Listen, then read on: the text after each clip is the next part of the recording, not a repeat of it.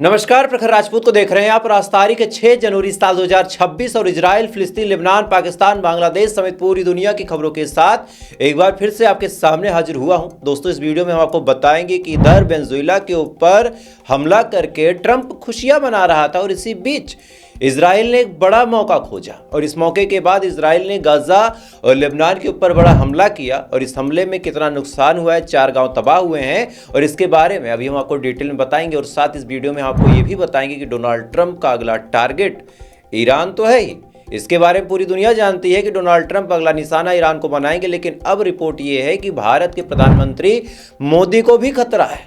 और मोदी को खतरा क्यों है, इसके बारे में भी आपको डिटेल में बताऊंगा। और साथ इस वीडियो में आपको यह भी बताऊंगा कि अब पाकिस्तान की जो हालत है वो वास्तव में धोबी के कुत्ते वाली हो गई है।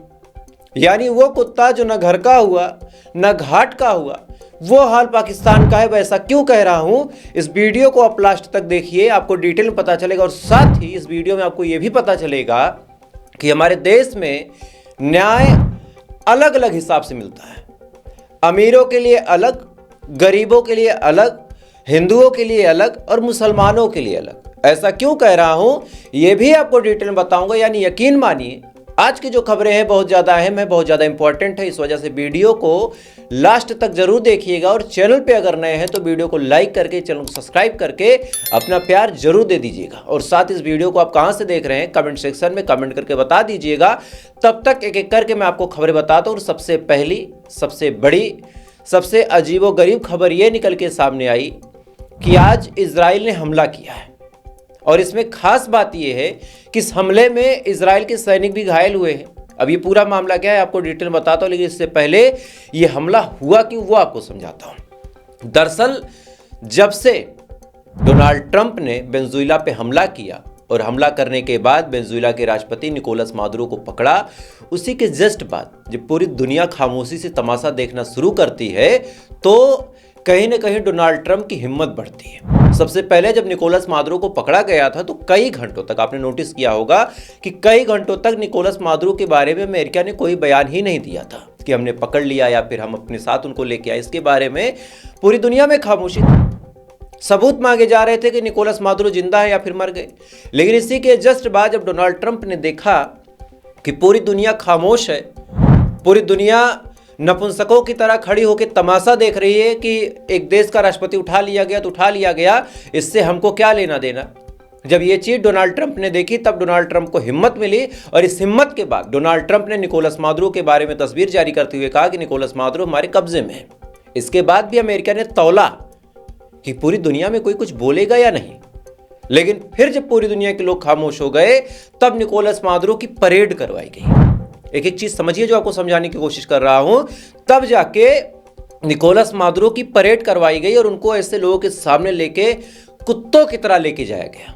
साफ तौर पे कहा जाए तो कुत्तों की तरह लेके जाया गया। और इसके बाद उनको कोर्ट के सामने पेश किया गया। हालांकि जब कोर्ट के सामने पेश किया गया तो आज निकोलस मादुरो ने अपना स्टेटमेंट जारी करते हुए कहा कि वो किडनैप किए गए हैं और वो बेकसूर हैं। यानी अमेरिका की कोर्ट में निकोलस मादुरो ने नॉन गिल्टी प्लीड की है।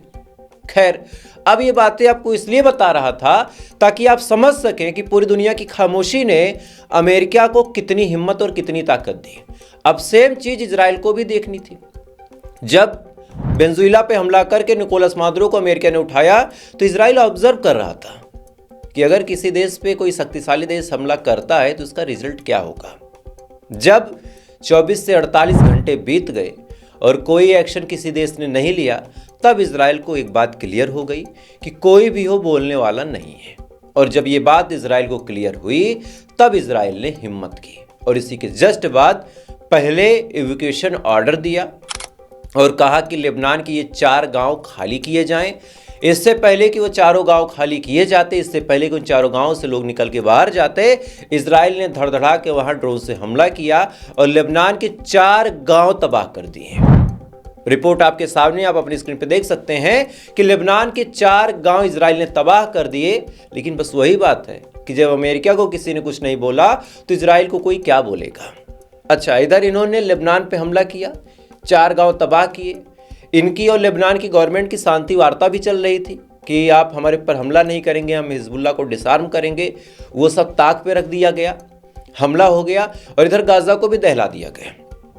रिपोर्ट आप देख सकते हैं कि गाजा पे भी आज इजराइल ने बड़ा हमला किया और इस हमले में गाजा में काफी ज्यादा कैजुअल्टी हुई है, काफी ज्यादा।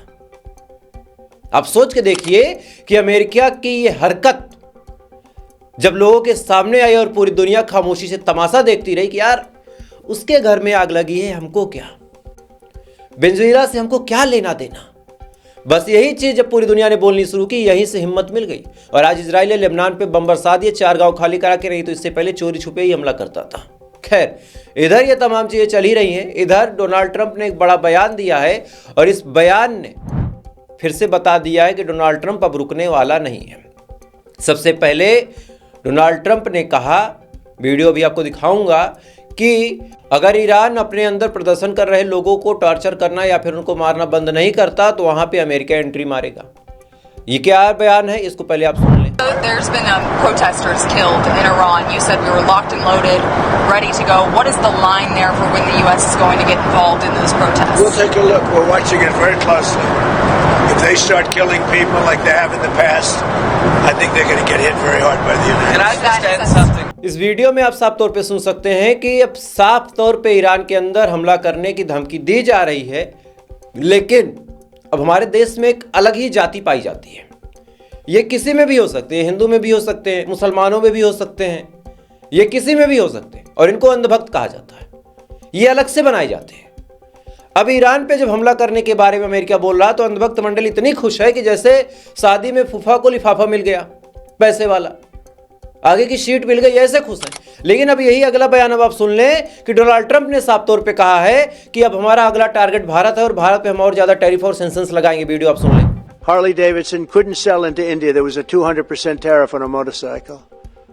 So what happens? Harley Davidson went to India and built a motorcycle plant. Screen पे चल रही तस्वीरों में आप साफ तौर पे देख सकते हैं कि किस हिसाब से डोनाल्ड ट्रंप ने भारत के ऊपर 500% तक टैरिफ लगाने का बड़ा ऐलान किया और साथ ही कई जगहों पे अगर इंटेलिजेंस यूनिट की माने और अगर एक बार आपको ध्यान से समझाऊंगा तब आप समझेंगे कि अगला टारगेट मोदी भी है।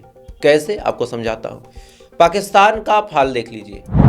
वहां पे जब इमरान खान को कुर्सी से हटाना था तो सेम लेवल का माहौल बनाया गया जैसे भारत में बनाया गया।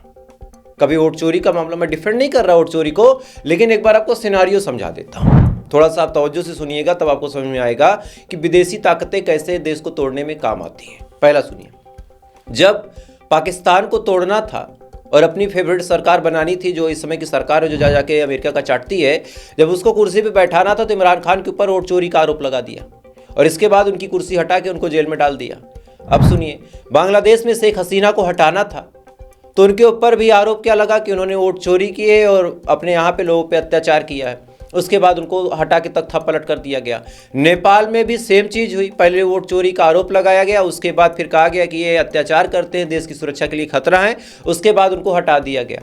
अब सुनिए, निकोलस मादुरो, इनके ऊपर भी साल 2021 में वोट चोरी का आरोप लगा। इनके ऊपर ये चार्जेस लगे कि इन्होंने देश की जनता को लूटा है, पैसे खाए हैं और जानबूझ के एक नैरेटिव फैलाया गया। अपोजिशन पार्टियां इसमें शामिल थी और शामिल होने के बाद गजब की कहानी है कि निकोलस मादुरो को भी हटा दिया गया, उनको उठा के ले गए।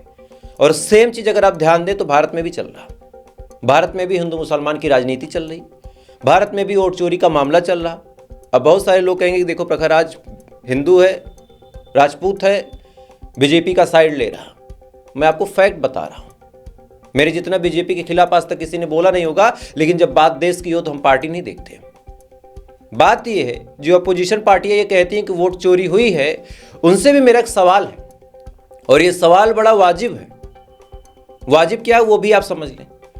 अगर मैं कहता, उस दिन में मैंने सेम चीज समझाई थी जब एक यहां से खिसके हुए आदमी ने मुझे रोस्ट मारने की कोशिश की, तब भी मैंने समझाया था कि भाई साहब, अगर आपके घर में चोरी हुई है तो आप जाके एफआईआर कीजिए। अगर अपोजिशन पार्टियां कहती हैं कि वोट चोरी हुई है तो वोट चोरी के लिए उनको कोर्ट जाना चाहिए, धरना देना चाहिए, प्रोटेस्ट करना चाहिए। ये बयान दे के जनता को क्यों बता रहे हो? भाई आपके घर में चोरी है तो आप कोर्ट जाओ ना। तो ये काम अपोजिशन वाले भी नहीं करते, बस एक एजेंडा लेके चिल्लाते हैं कि वोट चोरी, वोट चोरी। भाई वोट चोरी हुई तो कोर्ट में जाओ ना, वो काम ये नहीं करेंगे। खैर, मेरा मुद्दा ये नहीं है। मेरा मुद्दा ये था कि अब अमेरिका ईरान के साथ भारत को भी टारगेट करने की कोशिश करेगा, चूंकि डोनाल्ड ट्रंप जो कुर्सी पे बैठा है वो तेल कंपनियों द्वारा स्पॉन्सरशिप पा चुका है।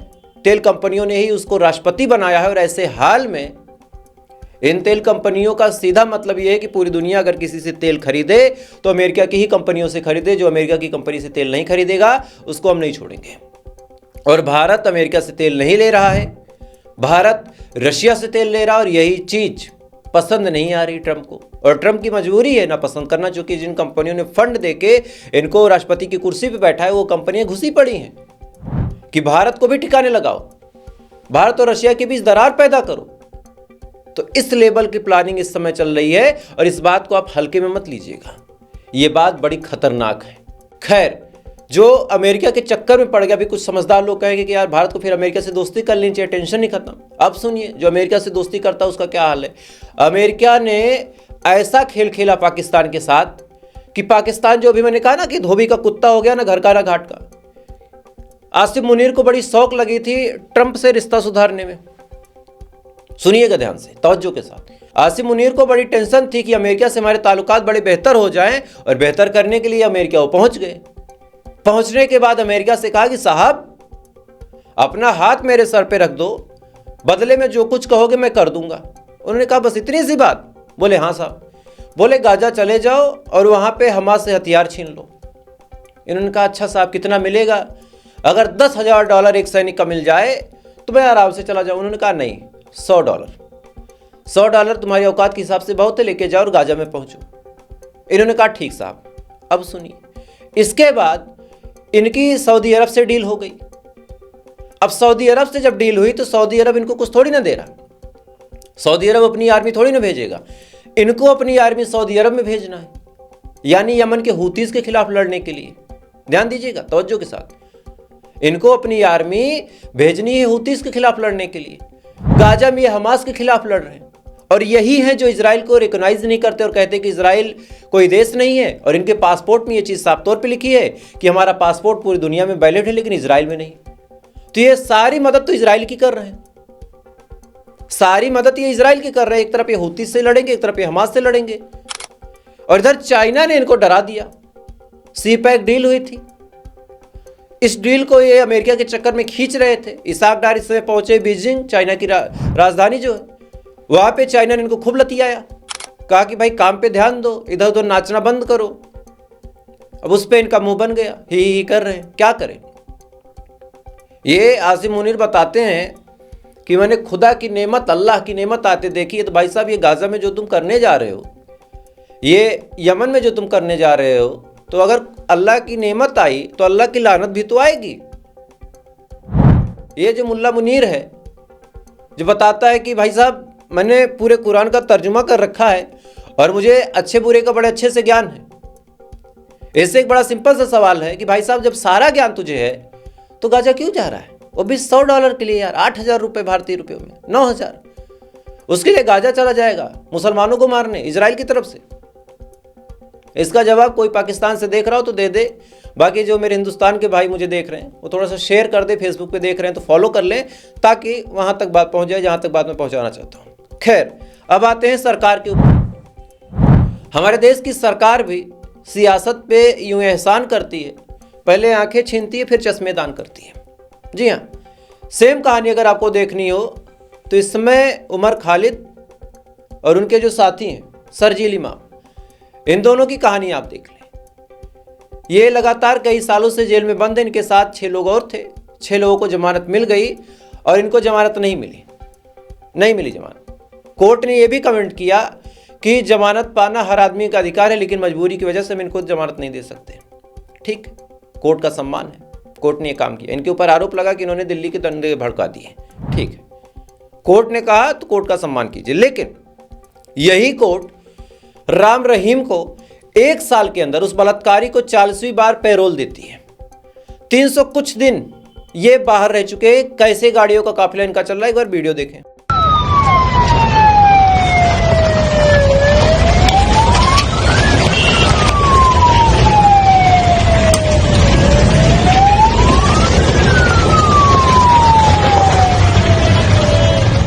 इस वीडियो में आप साफ तौर पे देख सकते हैं कि किस हिसाब से गाड़ियों का काफिला चल रहा है, जैसे कोई बड़ा सम्मानित आदमी आ रहा हो।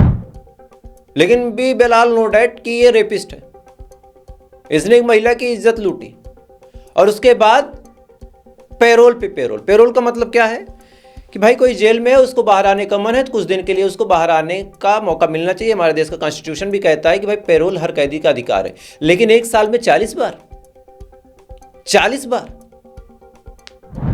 और कोई 6 साल से अभी तक सजा आपता नहीं हुआ है, कन्विक्ट नहीं हुआ, अभी उसके ऊपर ट्रायल है, अंडर ट्रायल में उसको बाहर नहीं आने दिया जा रहा कि खतरा हो जाएगा। कौन सा खतरा हो जाएगा?